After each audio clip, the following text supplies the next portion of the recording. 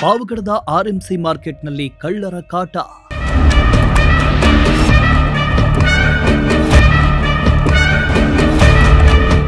ಬೆಳ್ಳುಳ್ಳಿ ಕದ್ದು ಐನಾತಿ ಖದೀಮರು ಎಸ್ಕೇಪ್.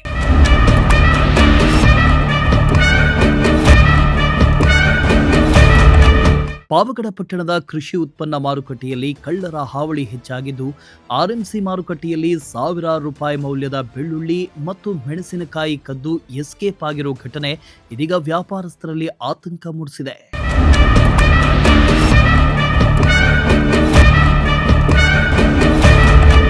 ಪಾವಗಡ ಪಟ್ಟಣದಲ್ಲಿ ವಾರಕ್ಕೊಮ್ಮೆ ದೊಡ್ಡ ತರಕಾರಿ ಮತ್ತು ಕುರಿ ಸಂತೆ ನಡೀತಾ ಇದ್ದು, ಹೀಗಾಗಿ ಭಾನುವಾರವೇ ವ್ಯಾಪಾರಿಗಳು ಸಾಮಗ್ರಿಗಳನ್ನು ಶೇಖರಣೆ ಮಾಡೋದು ವಾಡಿಕೆ. ಆದರೆ ಇದನ್ನೇ ಬಂಡವಾಳ ಮಾಡಿಕೊಂಡ ಕಳ್ಳರು ತಮ್ಮ ಕೈಚಳಕ ತೋರಿಸಿದ್ದಾರೆ. ವ್ಯಾಪಾರಿ ಆದಿಲ್ ಶಾ ಅನ್ನೋರು ಸುಮಾರು 8 ಚೀಲಗಳಲ್ಲಿ ಬೆಳ್ಳುಳ್ಳಿ ಅಂಗಡಿಯಲ್ಲಿ ತಂದಿಟ್ಟಿದ್ರು. ಆದರೆ ಕಳ್ಳರು ಅಂಗಡಿಯ ಶೆಟರನ್ನು ಮುರಿದು 70,000 ರೂಪಾಯಿ ಮೌಲ್ಯದ ಬೆಳ್ಳುಳ್ಳಿಯನ್ನ ಕದ್ದೊಯ್ದಿದ್ದಾರೆ. ಇದು ಆಗಾಗ ಇಲ್ಲಿ ಕಳ್ಳತನಗಳು ನಡೀತಲೇ ಇದ್ದು ಸೇಫ್ಟಿ ಇಲ್ಲದಂತಾಗಿದೆ. ಅಲ್ಲದೆ ಮಾರ್ಕೆಟ್ನಲ್ಲಿರೋ ಸಿಸಿಟಿವಿ ಕ್ಯಾಮೆರಾ ವರ್ಕ್ ಆಗ್ತಾ ಇಲ್ಲ. ಇದರಿಂದ ಕಳ್ಳತನ ನಡೀತಲೇ ಇದೆ ಅಂತ ವ್ಯಾಪಾರಸ್ಥರು ಆಕ್ರೋಶ ಹೊರಹಾಕಿದ್ರು. ಎಪಿಎಂಸಿಯಲ್ಲಿ ಈರುಳ್ಳಿ ಬೆಳ್ಳುಳ್ಳಿ ವ್ಯಾಪಾರ ಮಾಡೋದು. ಇಲ್ಲಿ ನಿನ್ನೆ ಬೆಳಗ್ಗೆ ನಾವು ಭಾನುವಾರ ಬೆಳ್ಳುಳ್ಳಿ ಗಾಡಿ ಬಂದಿತ್ತು. ಫುಲ್ ದಪ್ಪ ಬೆಳ್ಳುಳ್ಳಿ ಗೋಡನಲ್ಲಿ ಡೋರ್ ಎತ್ಬಿಟ್ಟು ಒಂದು 8 ಚೀಲ ಬೆಳ್ಳುಳ್ಳಿ 140 ರೂಪಾಯಿದು 45,000 ಬಂಡವಾಳ, ಅದಕ್ಕೆ ಲಾಭ ಬಿಟ್ಟು ಅದು ತಗೊಂಡೋಗಿದ್ದಾರೆ. ಅದು ಲೈಟಿಂಗ್ ಇಲ್ಲ, ಏನಿಲ್ಲ. ಎಪಿಎಂಸಿ ಅವ್ರಿಗೆ ಹೇಳಿದ್ರೆ ಅವರು ಕಂಪ್ಲೇಂಟ್ ಕೊಡಿ, ನಾವು ಕಂಪ್ಲೇಂಟ್ ಮಾಡಿ ಕೊಡ್ತೇವೆ ಅಂತ ಹೇಳ್ತಾ ಇದ್ದಾರೆ. ಇಲ್ಲಿ ಒಂದು 10 ವರ್ಷ ಆಯಿತು ಮಾರ್ಕೆಟ್ ಬಂದು ಎಪಿಎಂಸಿಗೆ. ಇನ್ನು ಇದೇ ಮಾರುಕಟ್ಟೆಯ ಕೊಂಡಮ್ಮ ಅನ್ನೋ ವ್ಯಾಪಾರಿಯು ಸುಮಾರು 11,000 ರೂಪಾಯಿ ಮೌಲ್ಯದ ಮೆಣಸಿನಕಾಯಿಯನ್ನ ತಂದಿಟ್ಟಿದ್ದು, ಮೆಣಸಿನಕಾಯಿಯ ಚೀಲವು ಕಳ್ಳತನವಾಗಿದೆ.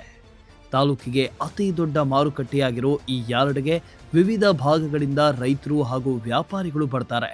ಆದರೆ ಇಲ್ಲಿ ಸರಿಯಾದ ಭದ್ರತೆಯೇ ಇಲ್ಲದಂತಾಗಿದೆ.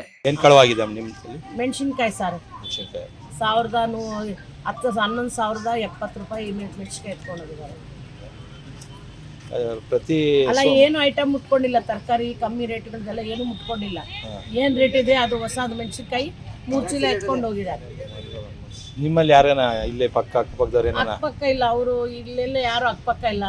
ಯಾರು ಇಲ್ಲಿ ಯಾರು ತಗೊಂಡೋಗಿದ್ದಾರೆ ಅಂತ ಗೊತ್ತಿಲ್ಲ.